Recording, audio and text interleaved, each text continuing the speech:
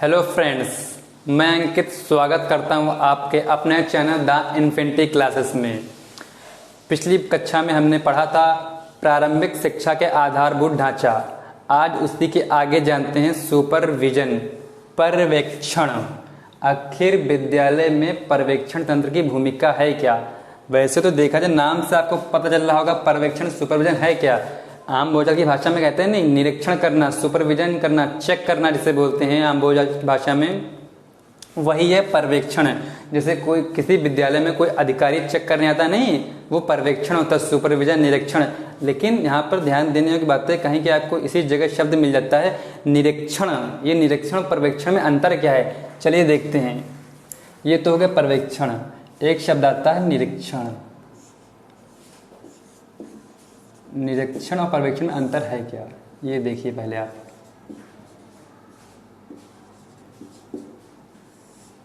जो निरीक्षण का जो इसको इंग्लिश में कहते हैं इंस्पेक्शन,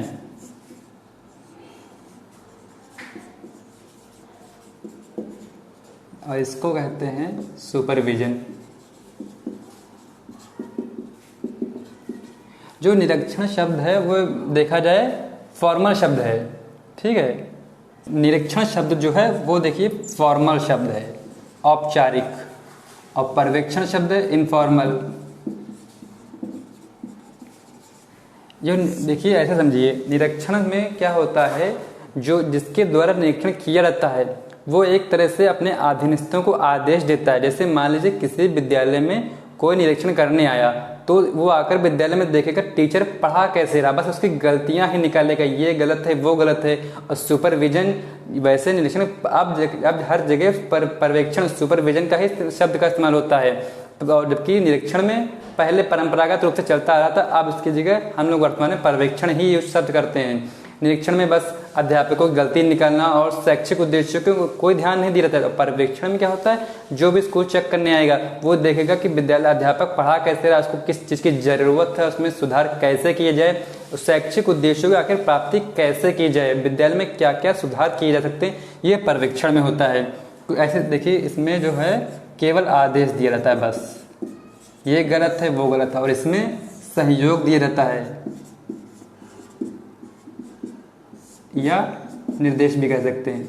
आदेशित नहीं किया जाता, अगर कोई गलती है तो उसको सुधारने के लिए प्रेरित करना कि ये गलती इसकी जगह ये होना चाहिए, इसकी जगह वो होना चाहिए।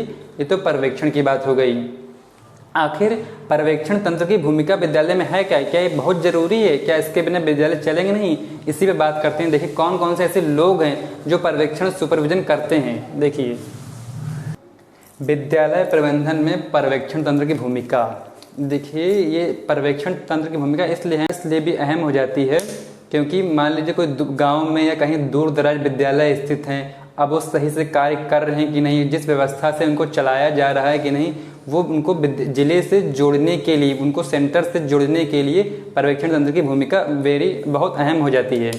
और इसमें इन अधिकारियों का रोल बहुत अहम है। पर्यवेक्षण तंत्र में विद्यालय प्रबंधन में इन अधिकारियों का बहुत ही रोल अहम है। सबसे पहले स्थानीय स्तर पर NPRC कोऑर्डिनेटर, न्याय पंचायत रिसोर्स सेंटर का जो समन्वयक होता है, इसकी जो ये बिल्कुल स्थानीय स्तर विद्यालय जहाँ होता है वहीं पर इसका होता है, मतलब तभी इसकी भूमिका बहुत अहम हो जाती है।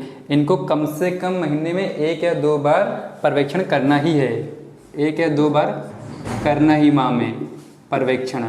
और किस चीज़ का पर्यवेक्षण करना है ये बात आती है। इनका जो मेन काम है पर्यवेक्षण तंत्र की भूमिका में, उस विद्यालय की विद्यालय भवन कैसा, अगर जर्जर भवन है तो इसको उच्च अधिकारियों को लिखा जाता है, और जो शिक्षकों को नई नई शिक्षण विधियों से अवगत कराया जाता है। NPRC पर उनको बुलाया जाता है, उनकी मीटिंग ली जाती है और नई नई शिक्षण विधियों से उनको अवगत कराया जाता है। ये NPRC कोऑर्डिनेटर का काम है। अब BRC कोऑर्डिनेटर का ब्लॉक स्तर पर काम करता है। BRC कोऑर्डिनेटर जो विद्यालय में जो संसाधन उपलब्ध हैं वो पर्याप्त हैं या नहीं है, शिक्षक की उपस्थिति पर भी ध्यान दिया जाता है BRC कोऑर्डिनेटर का। और सहायक बेसिक शिक्षा अधिकारी ABSA, ब्लॉक स्तर, ब्लॉक के जितने भी विद्यालय हैं उन सबको चेक करने का, उनका सुपरविजन करने का अधिकार ABSA साहब रखते हैं। इनको विशेष काम इनका देखा जाए तो यही होता है, शिक्षकों की उपस्थिति पर ध्यान दिया जाता है। कोई शिक्षक समय पर आया या नहीं आया, मेन काम। वैसे सब चेक कर सकते हैं ब्लॉक स्तर के सभी विद्यालयों को, मेन फोकस होता है शिक्षकों की उपस्थिति पर इनका बेसिस आपका। उप विद्यालय निरीक्षक एसडीआई की भी ब्लॉक स्तर पर नियुक्ति होती है और इनकी हेल्प करने के लिए सहायक बेसिक शिक्षा अधिकारी की सहायता के लिए उप विद्यालय निरीक्षक का पद है और इनका भी यही काम है शिक्षकों की उपस्थिति और विद्यालय में पर्याप्त संसाधन उपलब्ध हैं नहीं, विद्यालय सुचारू रूप से कार्य कर रहे हैं नहीं, एसडीआई का कार्य है। और जिला शिक्षा प्रशिक्षण संस्थान डाइट, देखिए डाइट का क्या कार्य है। वैसे तो बेसिक शिक्षा से डायरेक्ट नहीं जुड़ा जिला शिक्षा प्रशिक्षण संस्थान, कहीं चेक करने में ज़्यादा अहम भूमिका नहीं रखता, लेकिन यहाँ पर शिक्षकों के प्रशिक्षण में डाइट की भूमिका बहुत अहम हो जाती है। अगर समय समय पर जो नई शिक्षण विधियाँ आती हैं उन सभी को शिक्षकों को अवगत कराने के लिए जो डाइट का जो लेक्चरार होते हैं, प्रवक्ता होते हैं, उनके ऊपर एक ब्लॉक स्तर के उनकी प्रभारी नियुक्त कर दिया जाता है। प्रभारी जो लोग प्रभारी होते हैं विद्यालय के, उनको मतलब टीचर्स की मीटिंग बुलाकर उनको समझाया जाता है, नई नई शिक्षण विधियों से उनको अवगत कराया जाता है। ये डाइट का कार्य है। और इसके अलावा जिला समन्वयक डिस्ट्रिक्ट कोऑर्डिनेटर, प्रश्न ये अक्सर पूछ लिया जाता है जिला समन्वयक किसके अधीन होते हैं, बीएसए के या डाइट के। तो यहाँ पर ध्यान रखें जो जिला समन्वयक होते हैं वो डाइट प्रचार के अधीन होते हैं, डाइट प्रचार के अधीन होते हैं। जिला समन्वयक की भूमिका ये अहम हो जाती है जो इनको बीआरसी चेक करने का अधिकार रखते हैं। ये बीआरसी से समस्त डेटा कलेक्ट करके विद्यालय के जितना भी डेटा बीआरसी पे उपलब्ध होता है वहाँ से डिस्ट्रिक्ट कोऑर्डिनेटर डेटा कलेक्ट करके अपने उच्च अधिकारी को प्रेषित करते हैं और उसी डेटा के आधार पर आगे की नीतियाँ बनाई जाती हैं। उप बेसिक शिक्षा अधिकारी, ये जिले स्तर पर पद होता है, बीएसए से एक पायदान नीचे पर। ये पद इसीलिए बनाया गया है बेसिक शिक्षा अधिकारी की हेल्प करने के लिए, बीएसए की हेल्प करने के लिए ये पद बनाया गया है।